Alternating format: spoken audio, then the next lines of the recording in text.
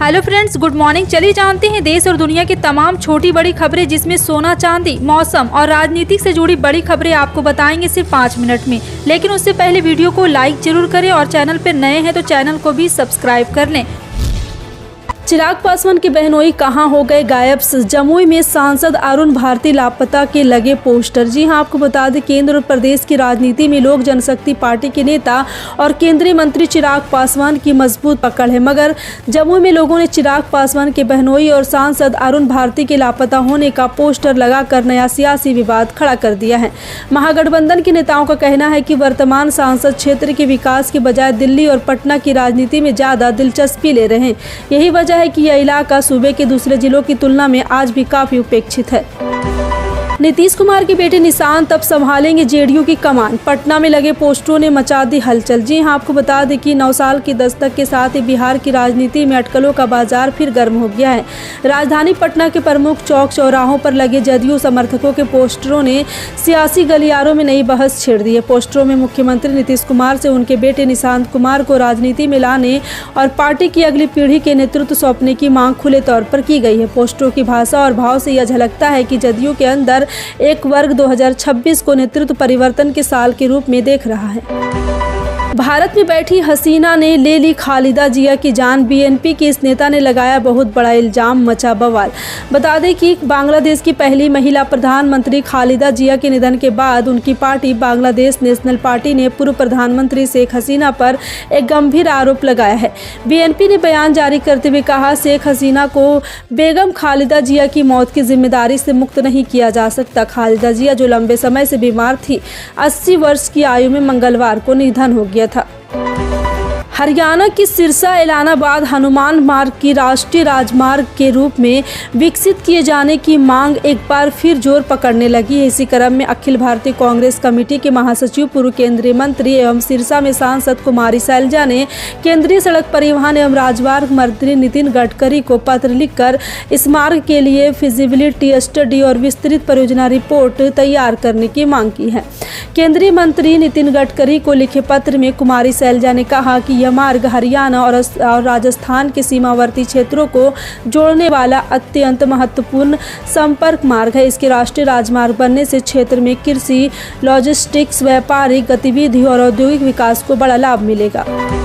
चांदी 1800 रुपये सस्ती, सोने का भाव भी टूटा नए साल के पहले दिन न्यू रेट। जी हां, आपको बता दें सोना चांदी की कीमत में बीते साल के आखिरी दिनों में शुरू हुआ गिरावट का सिलसिला 2026 की शुरुआत में भी जारी है। साल के पहले कारोबारी दिन गुरुवार को भी जारी है। 1 जनवरी को मल्टी कमोडिटी एक्सचेंज पर जहां चांदी खुलने के साथ ही 1800 रुपये सस्ती हो गई, जबकि सोने का वायदा भाव भी फिसल कर कम हो गया है।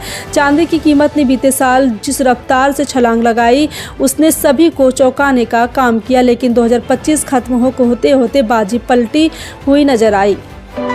इंदौर में दूषित पानी से हुई मौतों के सवाल पर मंत्री ने रिपोर्टर से की बदसलूकी। आपको बता दें कि मध्य प्रदेश के इंदौर में पिछले दिनों दूषित पानी पीने से कई लोगों की मौत हो गई और 100 से ज़्यादा लोग बीमार बताए जा रहे हैं। बीमार लोगों को हॉस्पिटल में इलाज चल रहा है। इस बीच मध्य प्रदेश के शहरी विकास मंत्री और स्थानीय बीजेपी विधायक कैलाश विजयवर्गीय के द्वारा एक रिपोर्टर के साथ बदसलूकी का मामला सामने आया है।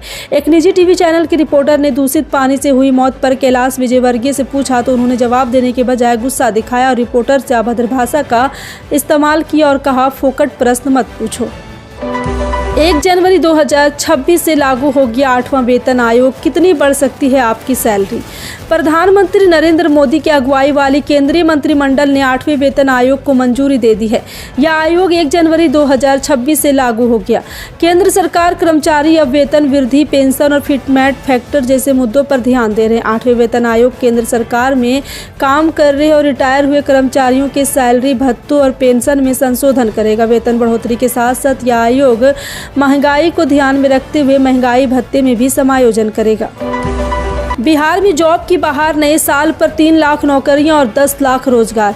जी हां, आपको बता दें कि नए साल 2026 में बिहार में जॉब की बहार आएगी। बिहार के 25,000 युवाओं को इंटर्नशिप का लाभ मिलेगा। मुख्यमंत्री प्रतिज्ञा योजना के अंतर्गत विभिन्न कंपनियों में युवाओं को इंटर्नशिप कराया जाएगा। मार्च तक 5,000 तक था। इसके बाद अप्रैल माह से नए वित्तीय वर्ष में 20,000 युवाओं को इसका लाभ दिया जाएगा। इसके लिए प्रदेश और दूसरे राज्यों की 50 से अधिक प्रतिष्ठित कंपनियों ने अपनी रुचि दिखाई है। अपने जरूरत के अनुसार कंपनियां युवाओं का चयन कर इंटर्नशिप करा रही। वहीं राज्य सरकार द्वारा इन युवाओं को 4 से 6 हज़ार रुपये महीने इंटर्नशिप दिया जाएगा।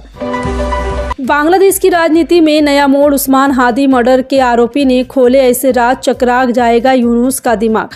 बांग्लादेश में पूर्व पीएम खालिदा जिया के निधन के बाद उनका अंतिम संस्कार हो चुका है। इसमें भारत के विदेश मंत्री एस जयशंकर ने सरकार का प्रतिनिधित्व किया। उनका वहां पहुंचना इसलिए महत्वपूर्ण माना गया क्योंकि इस वक्त भारत बांग्लादेश के रिश्ते कुछ खास अच्छे नहीं हैं और एक तरफ जो शेख हसीना को शरण देने के मुद्दे पर दोनों देशों के बीच में टकराव है, उधर आपको बता दें कि मंच के नेता उस्मान हादी की हत्या के बाद मामला और बिगड़ गया। पिछले जिसके हत्यारे के भारत भगाने का दावा बांग्लादेश पुलिस ने किया था, लेकिन खुद आरोपी ने अपना वीडियो जारी कर पोल खोल दी है। जी हां, आपको बता दें कि उस्मान हादी भारत विरोधी विचारधारा का नेता था। ऐसे में बांग्लादेश उसकी हत्या के मामले में भारत को घसीटना चाहता है। सत्ता की पटरी पर लौटेगी कांग्रेस या बीजेपी का दक्षिण में होगा विस्तार? 2026 में किसके सामने है क्या चुनौतियां? देश के राजनीतिक लिहाज से साल 2026 काफी अहम है। महाराष्ट्र में बीएमसी सहित 29 महानगर पालिका में चुनाव हो रहे हैं, तो अगले कुछ महीनों में पश्चिम बंगाल, असम, तमिलनाडु, केरल, पुदुचेरी में विधानसभा चुनाव होंगे, जिसमें सभी दलों का कुछ न कुछ दांव पर लगा हुआ है। इन पांचों राज्यों के चुनावी नतीजे भविष्य की दशा और दिशा तय करने वाले, लेकिन बीजेपी की अगुवाई वाले एनडीए और कांग्रेस नेतृत्व वाले विपक्षी इंडिया ब्लॉक दोनों के सामने सियासी चुनौतियां हैं। नागपुर में शिंदे के सिपाही बिगाड़ रहे बीजेपी का गेम, पवार के पावर से कांग्रेस भी है परेशान। जी हां, आपको बता दें कि महाराष्ट्र की उपराजधानी नागपुर मुख्यमंत्री देवेंद्र फडणवीस और केंद्रीय मंत्री नितिन गडकरी का होम ग्राउंड है। राष्ट्रीय स्वयंसेवक संघ का मुख्यालय भी इसी शहर में स्थापित है, जिसके चलते देश भर की निगाहें नागपुर के महानगर निगम चुनाव पर लगी हुई है। ऐसे में बीजेपी के लिए नागपुर का चुनाव किसी अग्नि परीक्षा से कम नहीं है। नागपुर की सत्ता पर पिछले 15 सालों से बीजेपी का सियासी कब्जा है। नागपुर में बीजेपी लगातार 3 नगर निगम चुनाव जीत चुकी है और अपना मेयर भी बनाती रही है। इस बार बीजेपी जीत का चौंकाने लगे हैं और मैदान में उतरी है, लेकिन उसकी राह में सबसे बड़ी बाधा महायुति के सहयोगी एकनाथ शिंदे की शिवसेना के सिपासलार बन गए हैं। इसके चलते बीजेपी के सामने सियासी चुनौती खड़ी हो गई है। अमेरिकियों को घुसने नहीं देंगे, इन 2 देशों ने अमेरिकी नागरिक की एंट्री पर लगाया बैन। डोनाल्ड ट्रंप ने अमेरिकी राष्ट्रपति का पद संभालने के बाद कई देशों के नागरिकों के अमेरिका में प्रवेश पर सख्ती शुरू कर दी थी। ट्रंप ने कुछ देशों के नागरिकों के अमेरिका में प्रवेश पर पूरी तरह से पाबंदी लगा दी थी। कुछ देशों के नागरिकों के प्रवेश पर नियम और भी सख्त कर दिए थे। अमेरिकी राष्ट्रपति ट्रंप के इस एक्शन पर अब रिएक्शन शुरू हो गए हैं। 2 देशों ने अमेरिकी नागरिक को एंट्री बैन कर दी है। बुर्किना फासो और माली ने अमेरिकी नागरिकों की एंट्री पर बैन लगा दिया है। एलपीजी सिलेंडर 111 रुपये महंगा, 2026 के पहले दिन तगड़ा झटका, दिल्ली से मुंबई तक नए रेट। जी हां, साल 2026 का आगाज हो गया और पहली ही तारीख को महंगाई का बड़ा झटका लगा है। जी हां, ऑयल मार्केटिंग कंपनियों ने एलपीजी सिलेंडर की कीमत में तगड़ा इजाफा किया है। दिल्ली से मुंबई, कोलकाता से चेन्नई जैसे बड़े शहरों के साथ देश भर में ये 1 जनवरी 2026 से महंगा हो गया है। बता दें, ऑयल कंपनियों ने कीमतों में ये बढ़ोतरी 1 किलोग्राम वाले कॉमर्शियल एलपीजी सिलेंडर पर की और प्रति सिलेंडर 111 रुपये प्रति रुपये बढ़ गया है।